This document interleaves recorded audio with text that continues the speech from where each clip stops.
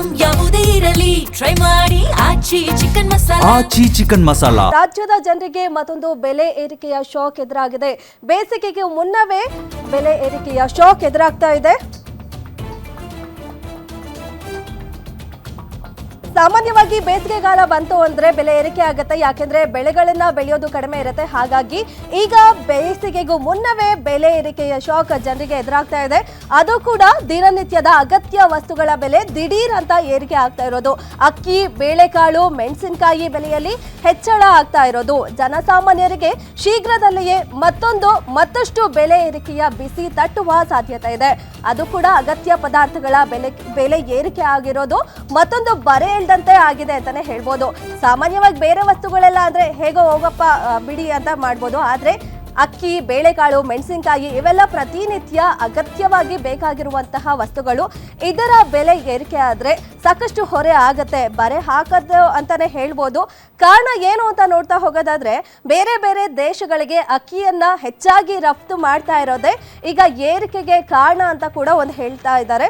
ಅಕ್ಕಿಗೆ 1 ಕೆಜಿಗೆ 5 ರಿಂದ 6 ರೂಪಾಯಿಯಷ್ಟು ಏರಿಕೆ ಆಗುವ ಸಾಧ್ಯತೆ ಇದೆ. ಜೊತೆಗೆ ಅಕ್ಕಿ ಜೊತೆ ಕಡಲೆ ಬೀಜ, ಮೆಣಸಿನಕಾಯಿ ದರ ಕೂಡ ಏರಿಕೆ ಆಗುತ್ತೆ. ಯಾವೆಲ್ಲ ವಸ್ತು ಅಂತ ನೋಡ್ತಾ ಹೋಗೋದಾದ್ರೆ ಸೋನಾ ಮಸೂರಿ ಅಕ್ಕಿ 1 ಕೆಜಿಗೆ ಹಳೆ ಬೆಲೆ 38 ರೂಪಾಯಿ ಇತ್ತು, ಈಗ 44 ರೂಪಾಯಿಗೆ ಏರಿಕೆ ಆಗಿದೆ.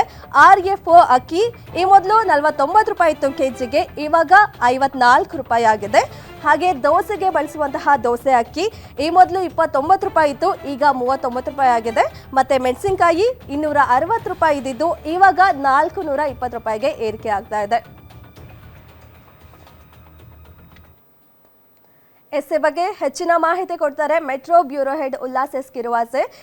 ಉಲ್ಲಾಸ್, ಏನು ಈ ರೀತಿ ಬೆಲೆ ಏರಿಕೆ ಆಗ್ತಾ ಇದ್ದಾರೆ, ಮಧ್ಯಮ ವರ್ಗದವರು ಹೇಗೆ ಜೀವನ ಮಾಡೋದು, ಮತ್ತೆ ಮುಖ್ಯ ಕಾರಣ ಏನು ಈಗ ಬೆಲೆ ಏರಿಕೆ ಆಗ್ತಾ ಇರೋದಕ್ಕೆ? ಧನುಶ್ರೀ, ಈಗಾಗಲೇ ಹಾಲಿನ ದರ ಏರಿಕೆ ಆಗಿದೆ, ಬಸ್ಸು ಮತ್ತು ಮೆಟ್ರೋ ಪ್ರಯಾಣ ದರನೂ ಕೂಡ ಏರಿಕೆ ಆಗಿದೆ. ಇದರ ಬೆನ್ನಲ್ಲೇ ಅಗತ್ಯ ವಸ್ತುಗಳ ಬೆಲೆನೂ ಕೂಡ ನಿರೀಕ್ಷೆಗೂ ಮೀರಿ ಏರಿಕೆ ಆಗ್ತಾ ಇದೆ. ಸಾಮಾನ್ಯವಾಗಿ ಬೇಸಿಗೆ ಬಂದಂಥ ಸಂದರ್ಭದಲ್ಲಿ ಅಕ್ಕಿ, ಬೇಳೆ ಈ ಒಂದು ದರಗಳ ಹೆಚ್ಚಳ ಆಗುವಂಥದ್ದು ಸಾಮಾನ್ಯ. ಆದರೆ ಕಳೆದ ವರ್ಷಕ್ಕೆ ನಾವು ಹೋಲಿಕೆ ಮಾಡೋದಾದರೆ ಈ ವರ್ಷ ನಿರೀಕ್ಷೆಗೂ ಮೀರಿ ದರ ಏರಿಕೆ ಆಗಿರುವಂಥದ್ದು ಜನಸಾಮಾನ್ಯ, ಅದರಲ್ಲೂ ಪ್ರಮುಖವಾಗಿ ಮಧ್ಯಮ ವರ್ಗದ ಜನರು ಜೀವನವನ್ನು ಮಾಡೋದೇ ಕಷ್ಟ ಅನ್ನುವಂಥ ಒಂದು ಪರಿಸ್ಥಿತಿ ನಿರ್ಮಾಣ ಆಗಿದೆ. ಬೆಲೆ ಏರಿಕೆ ಅಂದರೆ ಬೇಳೆಕಾಳುಗಳಾಗಿರ್ಬೋದು ಅಥವಾ ಮೆಣಸಿನಕಾಯಿ ಆಗಿರ್ಬೋದು ಮತ್ತು ಬೇರೆ ಬೇರೆ ರೀತಿಯ ಅಕ್ಕಿ ಬೆಲೆಯಲ್ಲೂ ಕೂಡ ಸಾಕಷ್ಟು ಹೆಚ್ಚಳ ಆಗಿದೆ. ಕನಿಷ್ಠ 1 ಕೆಜಿಗೆ 10 ರೂಪಾಯಿಂದ 50 ರೂಪಾಯಿ ತನಕ ಕೂಡ ದರ ಏರಿಕೆ ಆಗಿರುವಂಥದ್ದು.